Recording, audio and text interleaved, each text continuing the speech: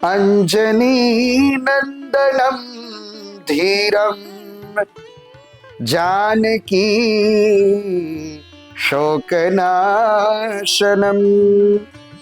कपीक्षमक्षहंतारम वंदे लंका भयंकरम। नमस्कार, doctor Krunal Joshi digital platform पर आप सभी आत्मीय जनों का मैं स्वागत करता हूं। आप सभी आत्मीय जनों को हनुमान जयंती की बहुत बहुत बधाई, शुभकामना।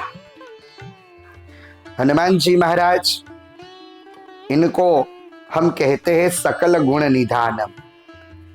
हनुमान जी महाराज के सब गुण हैं, किंतु कुछ गुण की चर्चा हम करें तो हनुमान जी महाराज का महत्व का गुण है नम्रता।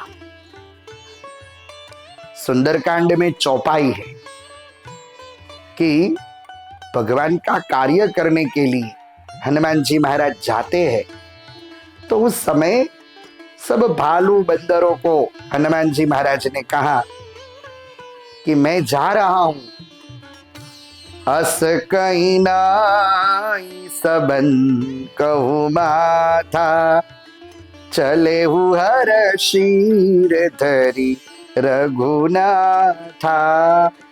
सबसे बड़ी बात यह है कि हनुमान जी महाराज बुद्धिमताम वरिष्ठम, ऐसे व्यक्ति, किंतु जांबुवंत जी को प्रणाम किया है, सब बंदरों को प्रणाम किया है।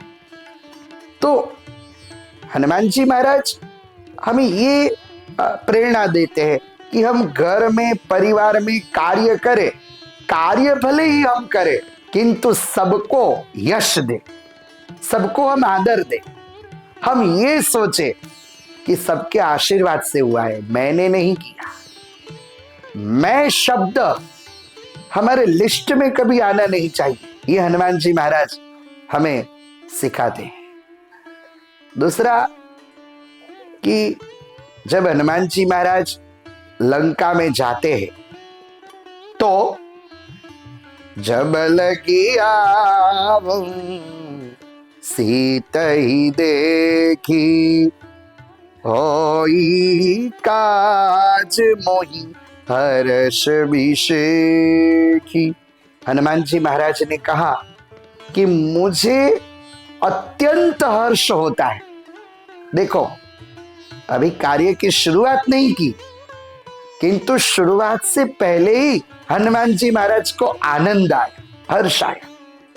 तो हम कोई भी काम करें तो प्रसन्नता हमारे अंदर होगी, पॉजिटिविटी होगी, तो हमारे कार्य निश्चिंत संपन्न होंगे। ये हनुमान जी महाराज हमें प्रेरणा देते हैं। दूसरा, हनुमान जी महाराज का गुण है निराभिमानिता। हम कोई भी कार्य करें, हमारे अंदर अहंकार नहीं आना चाहिए कि ये मैंने किया है।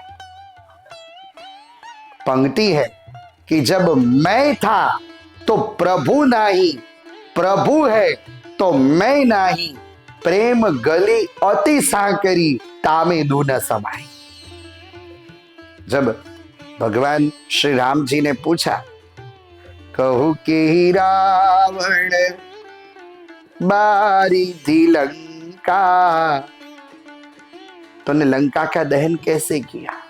तो हनुमान जी महाराज ने क्या कहा? प्रभु प्रसन्न जाना हनुमाना।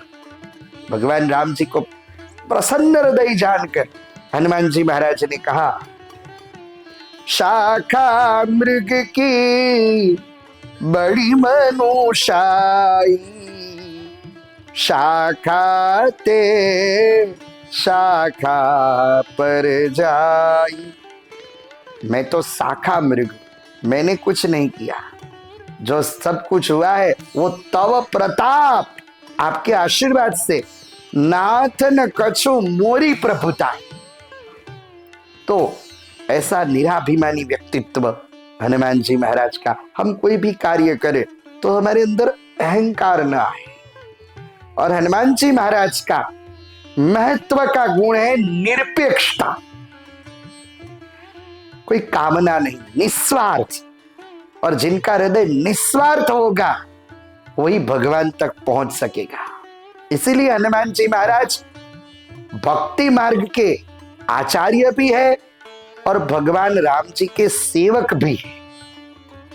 तो हनुमान जी महाराज की उपासना में हमको क्या करना चाहिए? तो हनुमान जी की प्रसन्नता के लिए हम सुंदर कांड का पाठ करें। देखो, सुंदर कांड के पाठ का फल है कि सादर सुनहि ते तरहि भव सिंधु बिना जल जा। पाठ करने का तो महत्व है ही है, किंतु सुंदर कांड जो व्यक्ति श्रद्धा से भी सुन लेता है, सुन भी ले, तो भवसागर पार हो जाता है। तो सुंदर कांड में कौन कौन सी चीज सुंदर नहीं है? सब सुंदर ही है। तो सुंदर कांड का हम पाठ करें और हनुमान चालीसा का हम पाठ करें। हनुमान चालीसा सिद्ध भी है और शुद्ध भी है। सिद्ध इसीलिए है, जो यह पढ़े हनुमान चालीसा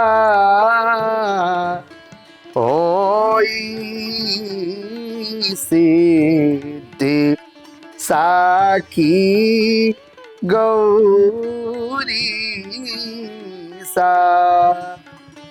तो हनुमान चालीसा इनकी साक्षी किसी ने दी है? गौरी सा। महादेव जी जिनकी साक्षी दे वो ही सिद्धि साखी गौरी सा। तो इसीलिए हनुमान चालीसा का पाठ हम करें। और हनुमान जी महाराज रुद्र अवतार है।